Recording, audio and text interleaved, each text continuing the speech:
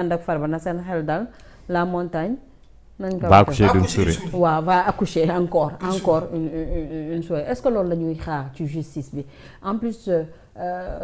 Assemblée nationale ndax demuñu ci banalisation levée immunité parlementaire.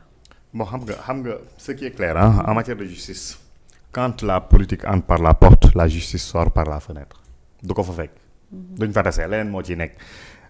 lii xew ci dossier Farba Ngom acharnement la contre une personne Farba def na deful c'est pas ça la question la perception que les Sénégalais ont de lui peut être une perception juste difforme bu erronée wala lu mu mënti doon mais par contre suñ demee ba justice ay éléments de dossier ak ay preuves ñoo fay prévaloir Farba mënul nekk le complice d'un accusé principal boo xamante ne pour le même dossier pour les mêmes faits et peut-être même pour un montant inférieur moom recouvrer na la liberté ba am liberté provisoire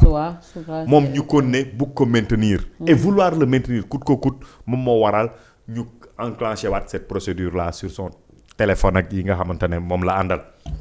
parce que la perquisition bi ñuy wax wala boog la fouille bi nga xam ne dañ koy wax mais def nañ ko presque 2 semaines avant bi ñu leen accordé les libertés provisoires ci nga gis procureur opposé wu ci bu Farba ba pare bëgg a dugal une autre procédure pour le maintenir en prison donc loolu nekkatul affaire justice affaire acharnement la wax naa nag Farba dafa subir plusieurs torts dans cette procédure là nga xamante ne moom moo ko maintenir toujours en prison am na yoo xamante ne c'est peut-être légalisé c'est légal ci tort yi nga xamante ne moom la subir parce que oui procédure scientifique yi dafa am contrainte yu mu àndal mais du toujours contrainte yoo xamante ne justice daf ci ndamu justice daf koy bàkkoo parce que ça ne défend pas tout le temps les droits des accusés yu ni mel mais donc coowu Farba bi lii gën a simple mën na effectivement mën nañ defaat pourvoi un appel ñu dem cour suprême su boobaa moom mi nga xamante ne juriste la joxe na un éclairage wax na ni déconvenu dégg nga keneen ku ne la montagne va accoucher d'une souris ça veut dire que je ne sais pas si cela va ridiculiser la justice ou pas si cela va entraîner une perte de crédit du parquet ou pas mais en tout cas su fekkante ne ay techniciens du droit rek ñoom ñooy agir di wax selon le droit selon liñ jàng mais ils n'engageront pas un combat perdu d'avance donc lii dëgg tey dëgg mooy affaire bi flop am na ci ba pare l'affaire Farba moom flop am na ci comme beaucoup d'autres affaires nañ ko bàyyi mu dellu ci njabootam mu faju tout en sachant qu'en tout état de cause il reste à disposition de la justice la procédure va suivre son cours procès su waree am dinañ ko ñu organiser un procès juste équitable contradictoire su boobaa nag justice dina wax il aura des moyens de défense et de recours la justice également va dire li nga xamante ne moom la gëm par rapport au dossier bi nga xamante ne moom la téye mais li ci xew yëpp politique la waaw te bokk na ci jaxasoo bi am au sommet de l'État bokk na ci li koy jur nañ juboo ngir ñu am jàmm newoon nga bàyyi doo wax ci politique de newoon nga doo ci wax non lii du politique débat politique justice du politique ah mais au Sénégal justice c'est politique c'est politisé de mais l'éducation li xew université c'est politique parce que say de ministre nee naa la man kay wax naa ko sànq samay début nee naa jàng meeg lépp lañ jël léegi def ko politique léegi diine ji sax politique la diine ji parce que politique daf ci am yoon ndax baax na wala bon na mën nañ ko wax pourtant nag mais lépp politique pourtant sànq bi may waxoon naa la ko nee naa la àdduna lépp politique ak tënk bi may donc da nga ci war a àddu nag àddul ci parce que il est question de justice non concernant il est question de liberté concernant nag Farba Ngom aw ma ci benn argument mais Paldi, Léegi, on vient de recevoir benn kii je sais pas en tout cas peut-être ñu ngi xool fiabilité ou information bi. Souleymane Camara, élève du 6e, est mort après avoir été blessé lors des manifestations des élèves du lycée de Sindia qui soutenaient leurs camarades universitaires. waaw jot naa information bi ay 22 heures kii yooyu noonu mais li ngeen doon argumenté par rapport quand même regrettable benn xale buy def 6e. dolli jàmm. non d'après information yi dafa blessé woon ci période élèves bi ñi di grève noonu ak tombé kii yeeg yooyu. donc il a succombé à des blessures anciennes. d'après l'information yàlla na yàlla jéggal ko te yërëm ko en tout cas war nañ apaiser gis nga. man pourquoi chaque fois gis nga même sur la justice ak lépp en règle générale. il faut ñu xam ni nous sommes sortis d'un traumatisme qui n'a pas encore fini de totalement nous quitter. Donc lu ñu enclenché lu ñu engagé loo xamante ne dafay xaajale sénégalais yi rek musiba xaj na ci.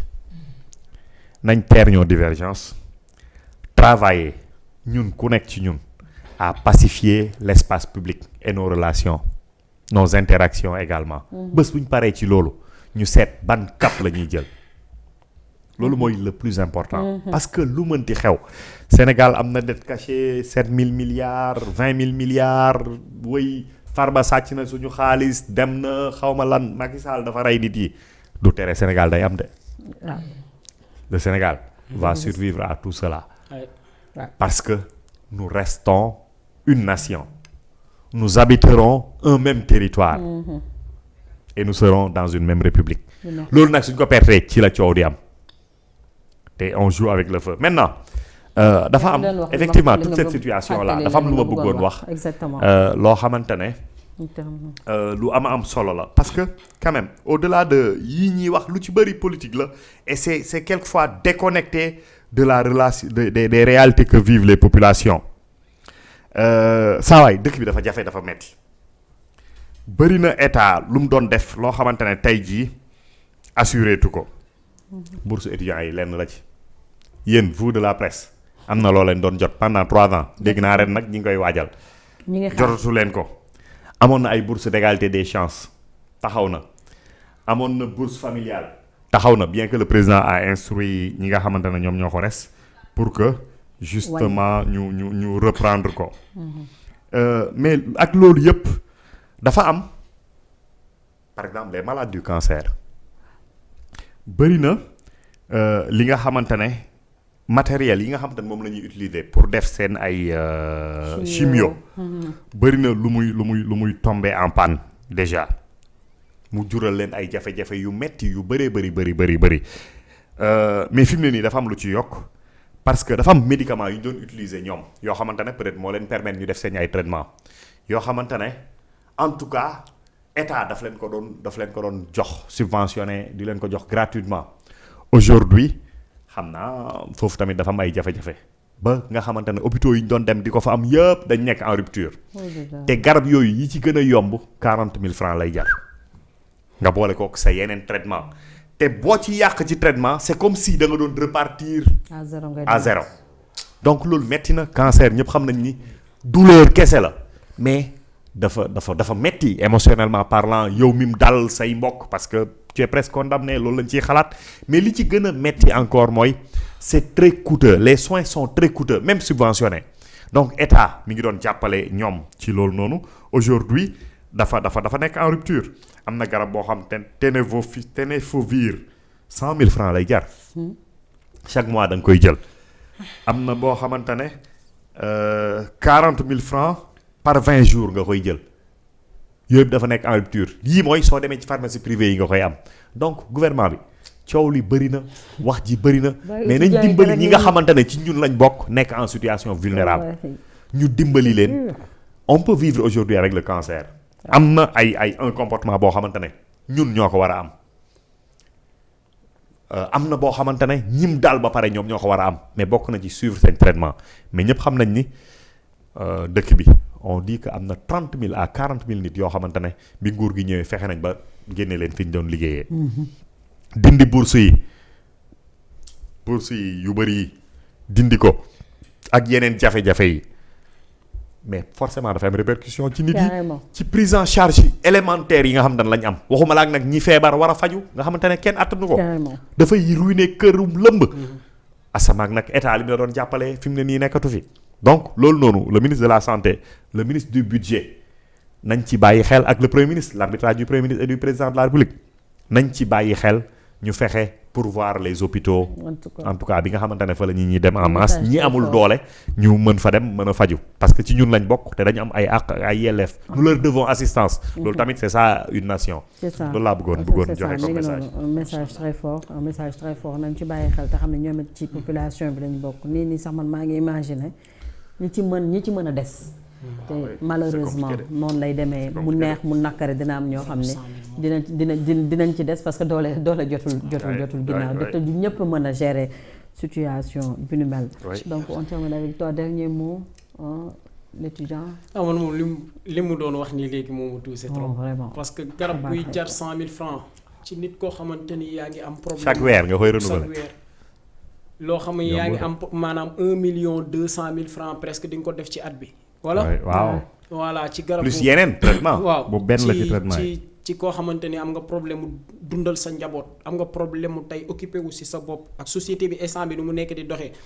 te dafa am loo xam ne moom bu amee ci dëkk rek nañ ko commencé xoolaat dëkk boobu noonu muy njàng mu am problème maanaam njàng mu sooxe wàllum faj ak te jàng bu xasee ba sooxe rek yépp ay sooxe parce que jàngay identifier yeneen yépp journalisme beeg lépp bépp métier boo dugg rek